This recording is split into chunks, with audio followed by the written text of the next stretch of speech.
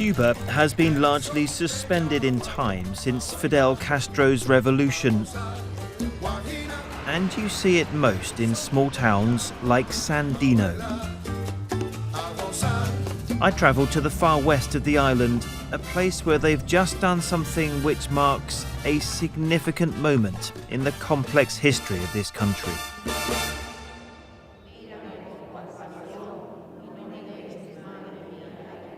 So it's a Wednesday morning and there are about a dozen people in there doing something that we would take for granted. They've come for a service. That is significant because this is the first church built in Cuba since the revolution in 1959. 60 years ago, Fidel Castro decided his new communist country would be an atheist state. Worship would be frowned upon, church schools would be banned, priests were exiled. So for the people of Sandino, the opening of this church a few months ago was a moment of great change and great hope. It was unthinkable to have a church. The increasing of the religious movement in our country, you see what I mean? And this new church is a sign that Cuba is changing. Yes, this church is a sign of a change. I talked to Sister Lupita, who led today's service. She remembers what happened here in the years after Fidel Castro swept to power. Bueno, después del triunfo de la revolución aquí en Cuba, no se permitía pues asistir a las iglesias, a la iglesia. La congregación nuestra tuvieron que dejar este país y se fueron, pues. At last, Dr. Fidel Castro himself arrived. Time and again, he was held up by the crowds.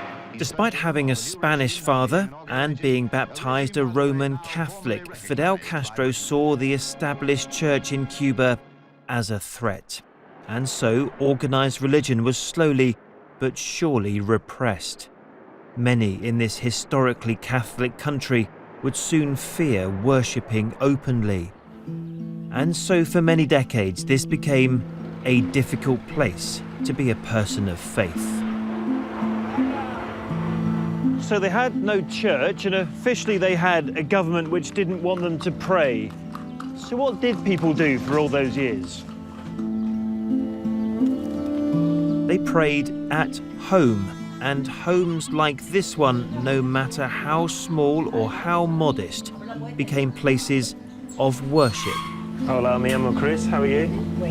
Thank you. House churches, they called them. Lydia, how many people would come to your church on a Sunday? ¿Cuántas personas aquí? 40, 50. So 40 or 50 people would come here. Muchas casas aquí se dieron misas. Aquí fue donde más se dieron porque fueron las últimas que tuvimos aquí en... Lydia's veranda, where we're sitting now, was where they'd hold the services in those difficult years. And they'd do everything here. Christenings, weddings, even funerals. Sí, todas las actividades que se hacen en una iglesia se hacían en esas casas que funcionaban como tal. En ese tiempo, 2 horas, 3 horas que duraba quizás menos la misa, ellas funcionaban como iglesia. Y ahora, fíjese, ahora estamos más contentos todavía porque tenemos, aparte de que es una iglesia grande, aquí lo que teníamos era una casita chiquita. Y ahora tenemos una iglesia como iglesia. Today, those who grew up in the years after the revolution remember very clearly what it was like to be a Christian then in a country where there was growing hostility towards people of faith. In the capital, Havana, I went for coffee with one family who told me about their memories of the 1960s. They spoke about how authorities removed religious imagery in schools and harassed people at worship. Incluso aquí se prohibió en los primeros inicios, bueno, todos los años de la revolución, quitar todos los cuadros alucientes que hicieran alusión a el corazón de Jesús, que principalmente en casi todas las familias existía un cuadro de eso. Eso se eliminó por completo. What were some of the things that happened when you were a young girl and you went to church? Tiraban huevo contra la puerta de la iglesia. El carrito del padre, bueno, pues lo cogían. Era un carrito pequeño de estos, BW, y lo levantaban así, lo movían, cosas así. And Cuba's revolutionary leader did something else too. The sugar harvest, Castro decided, would be the country's priority, and for 30 years he cancelled Christmas. As a boy, Nerio remembers the 25th of December became like any other working day. En aquellos momentos, en mi casa se pasaba un día normal. But the repression of the church by the state couldn't last. Cuba's main ally in the world, the Soviet Union, collapsed in the early 1990s. It left an economic vacuum, but also a moral one. Fidel Castro and his people turned back to the church.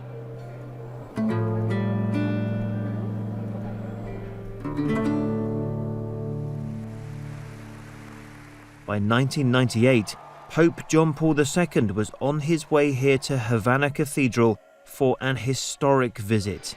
And weeks before he arrived in Cuba, Castro made Christmas a national holiday once again. Yo tengo que admitir que fue algo muy bueno, ¿no? Primero que se diera el día, ¿no? El 25 de diciembre. Eso fue bonito y todavía eso hay gente que lo mantiene. There's no President Castro these days, but this is still a one-party state with no free press. And yet, the church is now able to teach the Cubans of the future things the communist leaders of the past would never have entertained. At this theological school, where once priests learned how to be priests, I saw how students are taught about private enterprise and business. In a country where the state runs everything, that is no small matter.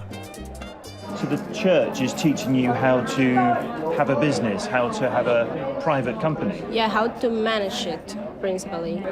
We have a lot of things we couldn't learn before because of how we have decided to live. You are the future of Cuba. Is Cuba changing? Yes, of course, and that's actually why are we here, because we are trying to change not only our lives, but yes, our country, and to make it better, a more developed country.